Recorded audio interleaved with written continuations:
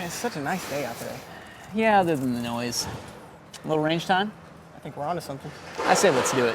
Yeah, I'd love to. Let's go. Think we have all the gear? You think? I mean, we have some gear. All right, let's get the gear. All right, range time. Time to hit the range. What if it rains? You're right. Get the rain gear. Gear. The range is going to be hopping today. It's gonna be great. You know what? I'm going to get thirsty. Yeah, it's like a safety thing, you know, like Caleb says, drink water, right? Let's get the gear. Let's go get the gear. Yeah. Yeah. Hook it under. No, like hook it on. I don't know if people are gonna see us though. I'm worried about range idiots. Am I being crazy? No, you're right. We need to be visible. Let's get the gear. Let's get the gear.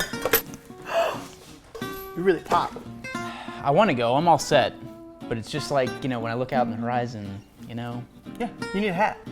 A what? A hat. It's like a round circle with another half circle coming off of it. Yeah, we need that. Get the gear. Get the gear. I'm looking up night vision for us. How much is that one? That one is 12,960. Yeah. I want the top rated night vision. Yeah. We're going pretty downrange here. Yeah, no reason to skimp on it. Get the gear. Gotta get the gear. Get the gear. All right, got the ammo, a couple of targets. Okay, still have access. Get the gear. Get the gear. We're gonna have plenty of light, 350 lumens for 30 hours. You know, you never know with the lumens, how many lumens you're gonna need. It's more fun this way. Yeah. You know what we need? I know what we need. Snacks. Go get the snacks. Snacks. I'm getting the gear. Get the gear. Get the gear. Get the gear. Get the gear. Gotta get the gear. Get the gear. Getting the gear. Gotta get the Gotta gear. get the gear. Grab that gear. Gotta get the gear. Gotta get the gear. Gotta get the gear. You ready to do this? I think so. How long till the range closes? I think like 15 minutes. Perfect. Perfect.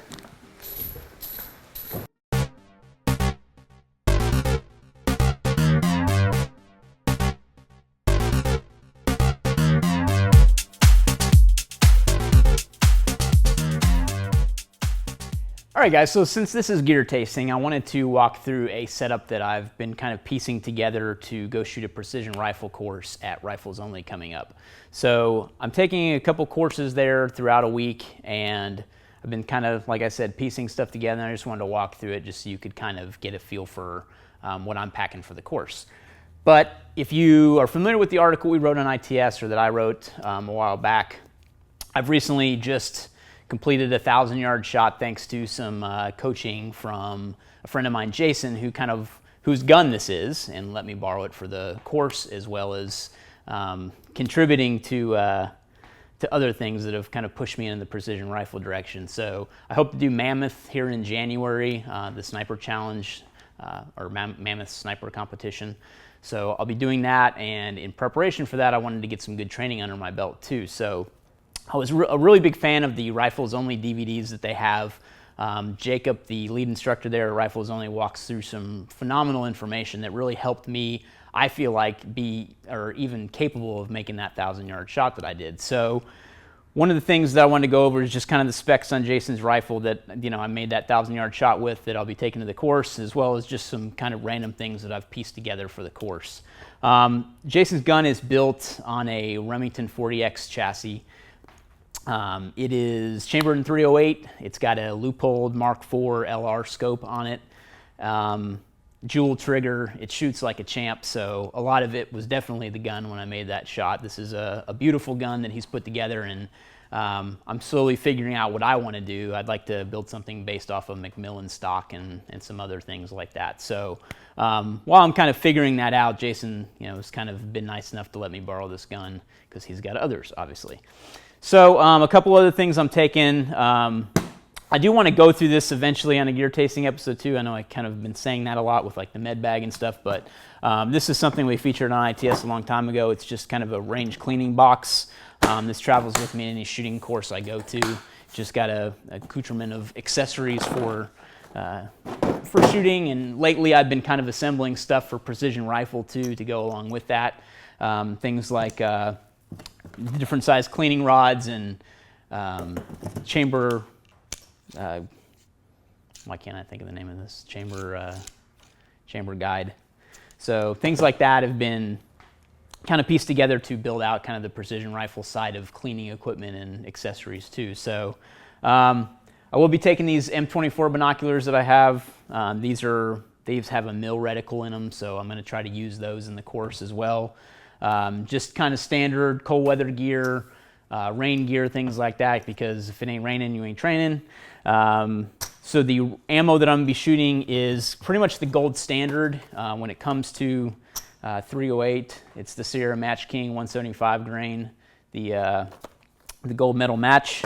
I've got 500 rounds of that. I just kind of tossed it into this bag from LBT, and I'm trying to use this as a way to kind of segment the ammo too, to kind of just visually know what I've gone through. So these smaller bags in this larger bag are 100 rounds. So as I go through those, I hope to kind of keep track of what I've shot.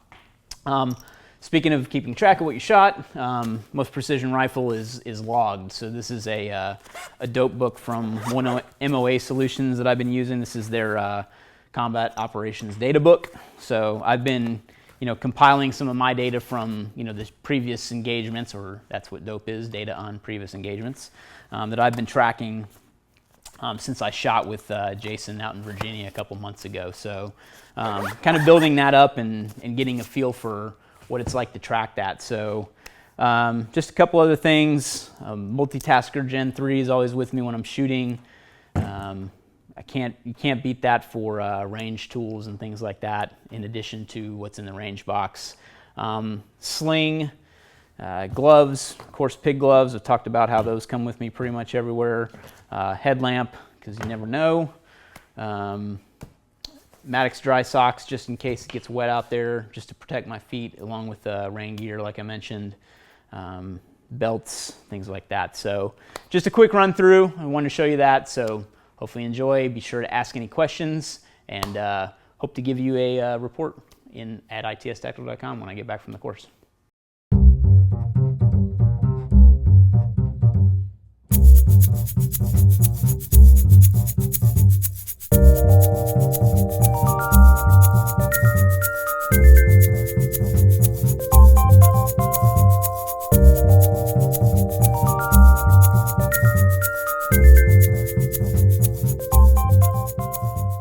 Okay, so let's get into some questions over coffee. So the first one comes from B-Bra, over email, who asks, what concealed carry options are out there for holsters, and what clothing do you prefer?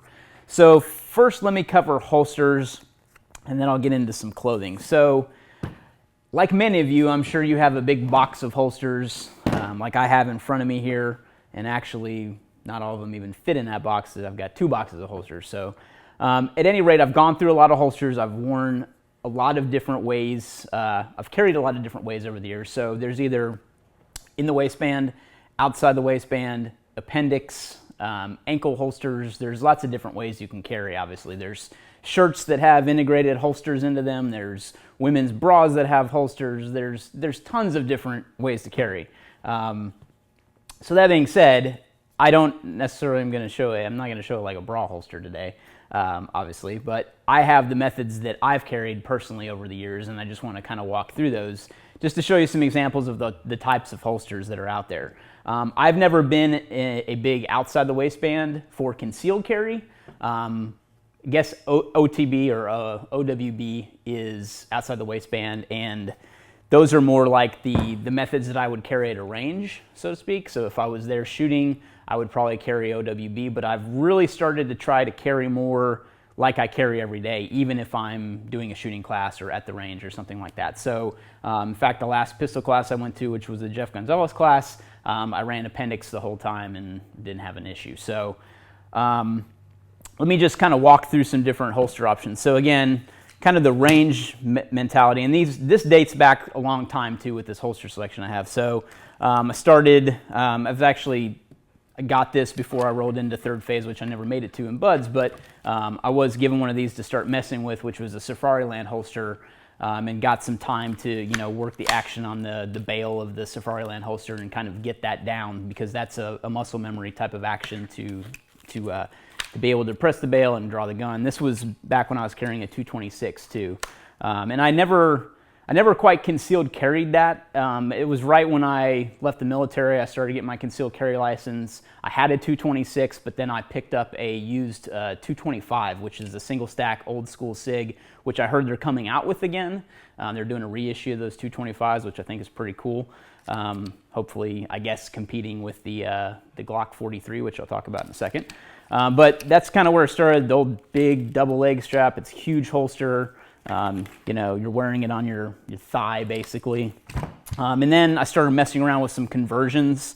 This was in the earlier days of ITS. I actually walked through how to make this conversion happen on one of the 6004 Safarilands. So this is, you know, it rides on your belt, or feeds through your belt, and it's only a single leg strap, so it's a lot less bulky, as you can see, than the huge holster there. Then I was still carrying, you know, I was still using a 226, but concealed carrying a 225. I bought some holsters from Raven Concealment. As you can see, here's one with the light for the 226. There's my 225 paddle holster that was in the waistband. I used to carry it like the 4 o'clock back here. So that was when I was doing that. And that was just a outside the waistband 226 holster. Very earlier, or still earlier than that, I experimented with a bunch of different things. I think this was even before I went into the military. I had a you know, old school Black Hawk holster when I didn't even know which side to draw my gun from. It was, you know, stupid. But again, it was old school, made in the U.S. Black Hawk stuff. I think everybody's got an old school, stupid Uncle Mike's holster in their in their box of holsters. Tried the Serpa thing for a while, heard about all the problems, never had any myself, but I just kind of phased myself out of using one of those. Let's see, I did a comparison, which we'll link to the article, but there's another holster manufacturer like this called Thunderwear. This is a smart carry, and I kind of did a head-to-head comparison between these. These are kind of, you know, worn beneath the pants right here, so you can carry a spare mag or even 2 guns and draw like this. I don't know that I'd ever carry 2 guns in this, but spare mag I definitely did. Then it's got a larger pocket back here for a passport or something like that too. But even this started getting uncomfortable to me after a while, just because it's so big. It's like, I mean, nothing against the holsters. It worked for when I did, but I felt like I was wearing a diaper sometimes. So then I transitioned. There was a couple other holsters that came around along the years. This was, I think, JMC Custom Holsters back a while ago. This was another one of our plank owners that made this for me. I think Michael Damcott is his name, Damcott. Then this was a Blade Tech Predator Defense holster that I used for a while. Then I kind of went to a couple holsters from Rob Tran over at Off the Grid Concepts. I really like what he's done with Kydex too. I'm a big fan of his stuff, but these, you know, both of these are for my 225s, which I no longer carry, so need to update that and get some new stuff. Then, you know, I kind of phased out of the 226 and the 225 type stuff with SIG, and I started getting tired. I got really tired of the single action, double action of SIGs, so I moved over to the Glock 19 and really haven't looked back since. That was probably 2 or 3 years ago now. But so the Incog from G-Code and Haley Strategic came out. I've been a really big fan of this holster. I'm looking forward to getting one for the new Glock 43 I'm running. I've stopped carrying my 19 and gone strictly to the 43, and I'm really loving the size. So right now, when I haven't been running the 43 very long, probably 6 months or so. So when I bought that, I got a Blade Tech holster on Amazon just to have something. So that's what I'm running for the 43 right now, is just this Blade Tech, you know, in the waistband holster. Looking forward to, again, getting the Incog for the 43, so I'll be sure to talk about that when I do get it. But, so sorry that was a little long-winded on holsters, but you guys are watching Gear Tasting, should be used to that by now, right?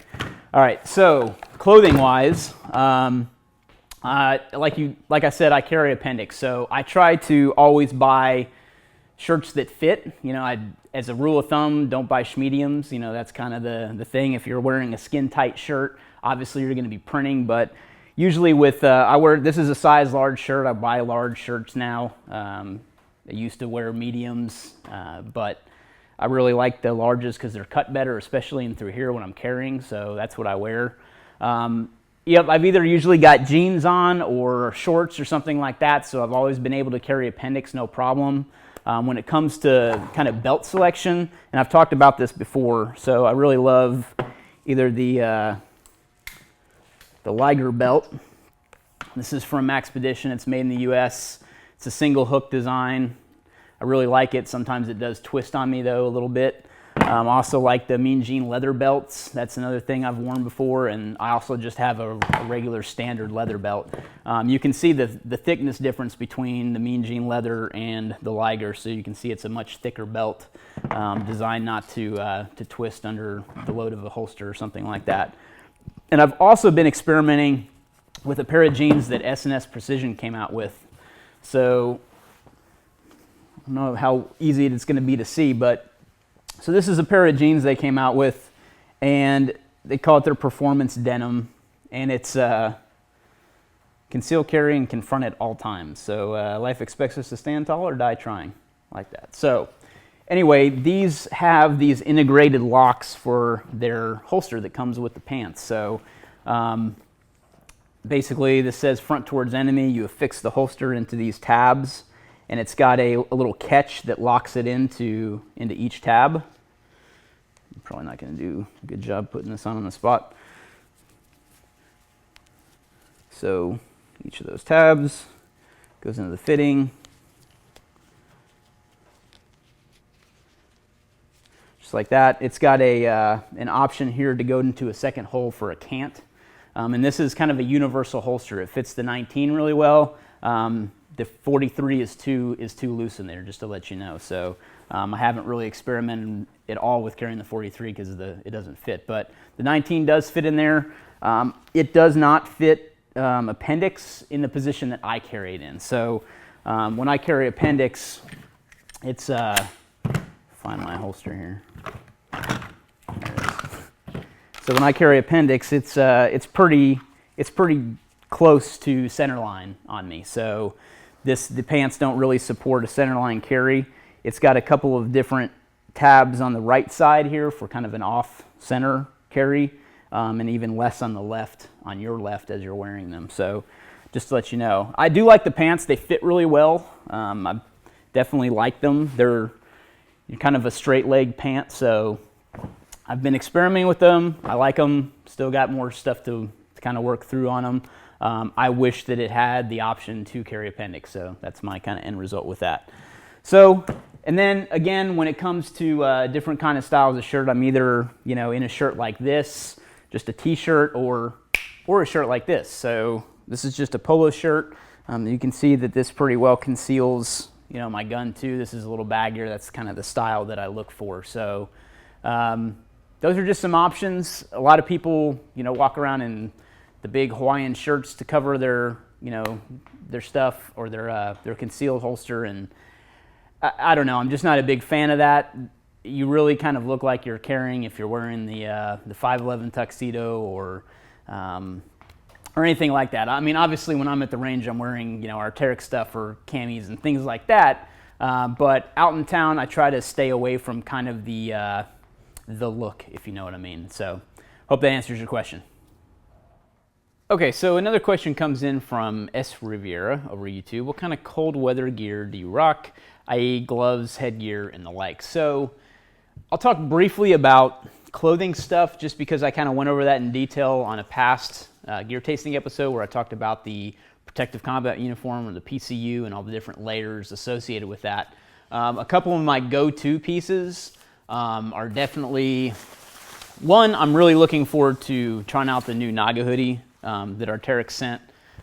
They sent me this Gen 2 of the Naga hoodie, so I'm really looking forward to kind of using that as the weather's getting colder here in Texas. We're not quite to even fall technically here yet, but starting to get a little chillier, so the mornings are definitely requiring a layer. So I'm looking forward to checking that out. Go-to wise, the Atom jacket.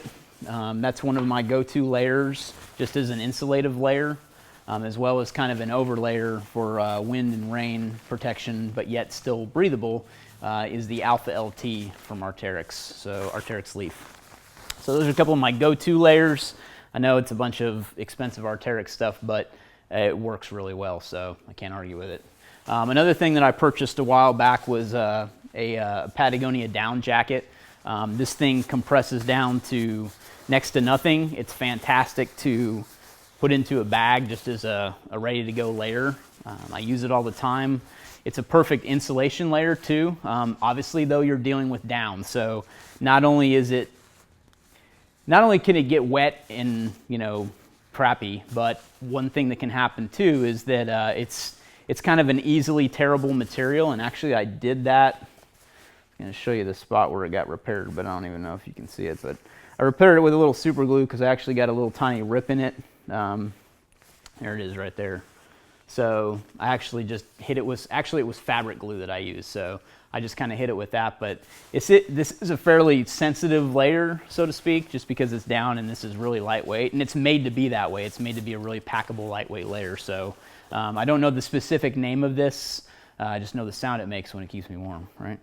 All right, so another thing I use is one of these OR beanies. This is the Windstopper beanie. I don't even know if they make these anymore, but I think they were discontinuing them a few years back, and I bought like 3 of them because I saw them on sale somewhere because I just love this thing.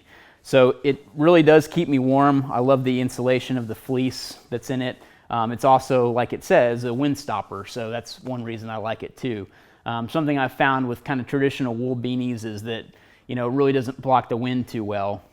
Though I do like wearing those as well. I'm actually looking forward to getting more time with the one that PDW or Prometheus Design Works just released too this winter. But I like this one. I like that it doesn't come down all the way on my ears. It kind of sits right above my ear line, so I can still hear really well. It doesn't block the sound too much, and that's one reason I like it as well.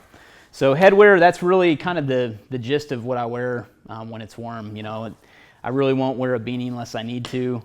That the whole, whatever it is, 80% of your heat losses through your head is kind of a myth. So yes, there's heat that gets lost through your head, but it's not as much as everyone thinks it is. So glove-wise, so that's kind of a loaded question too. I kind of put together some kind of a ascending scale of hand warmth type thing that I kind of use. So if I'm just out casually and I need to, in a kind of cool air, I'll definitely wear some gloves. And my go-to for lightweight gloves are the pig gloves from SKD.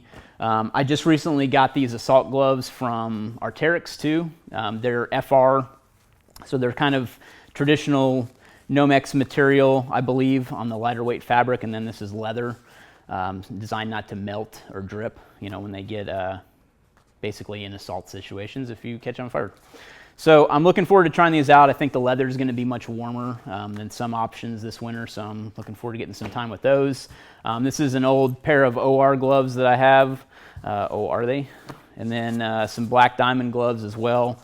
I put my hand into a campfire one time to get something out and melted one of these. So I still wear these during the winter. This is kind of a soft shell material in these black diamond gloves. I like that a lot. Same with this. This is just a lighter weight soft shell. And then kind of stepping it up are these kind of larger OR gloves. These are definitely like kind of a puffy layer, so to speak. So and they're also water resistant too. I've worn these skiing before and snowboarding. And then you can step up to kind of the big daddy type gloves that have liners. These are obviously big mittens.